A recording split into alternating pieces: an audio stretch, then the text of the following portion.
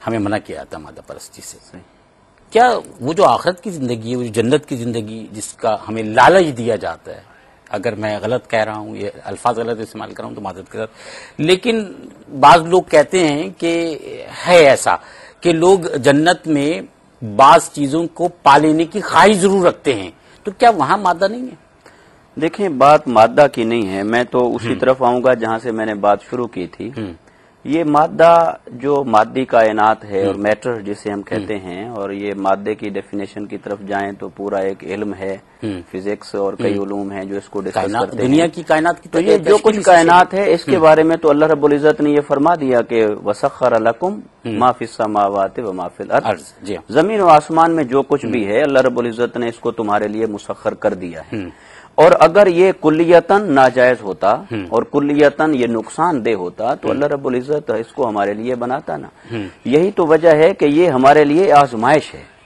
آزمائش اسی کو کہا جاتا ہے کہ جس سے دو راستے نکلیں.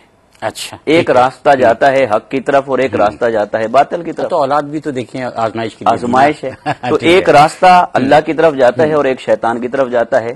تو یہ مال اور اسباب دنیا جو ہیں، مادہ، وہ مادہ جو ہمیں اسی میں سے ہی روحانیت نکل آئے تو وہ اللہ اور اس کے رسول کے ہاں پسندیدہ ہے. ٹھیک ہے. اور اگر وہ مادہ پرستی بن جائے کہ اس کو انسان اتنا پوجنے لگ جائے کہ اس کو دل میں بٹھا لے.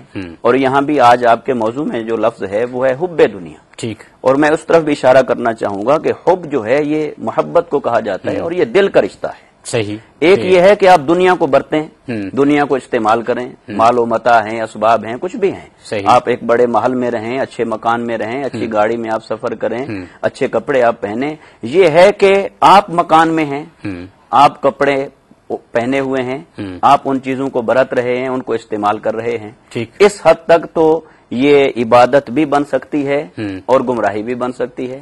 یہ نیت پر ہے، اس کے استعمال کے طریقوں پر ہے، اللہ اور اس کے رسول کی اطاعت پر ہے.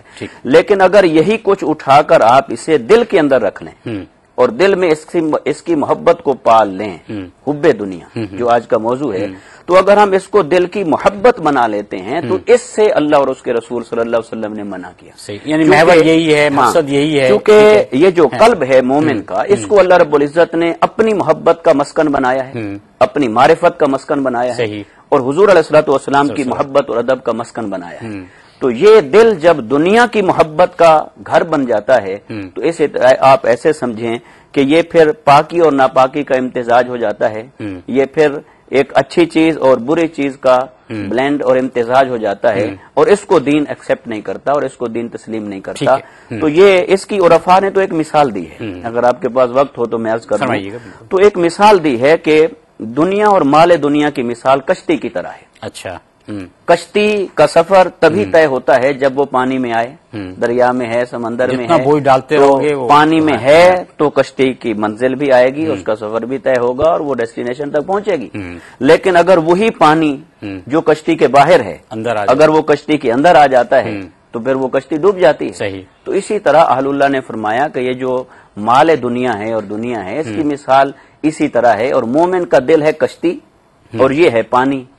اب اگر مومن اس میں رہے تو اس کے لیے نقصان نہیں ہے، لیکن یہ سب کچھ اگر اس کے قلب کے اندر آ جائے اور اس کے دل میں یہ محبت کے طور پر بیٹھ جائے تو پھر مومن کے لیے نقصان اور خطرات آ جاتے ہیں، کیونکہ پھر اس کی زندگی میں پریفرنسز بدل جاتی ہیں، پھر ترجیحات بدل جاتی ہیں. ترجیحات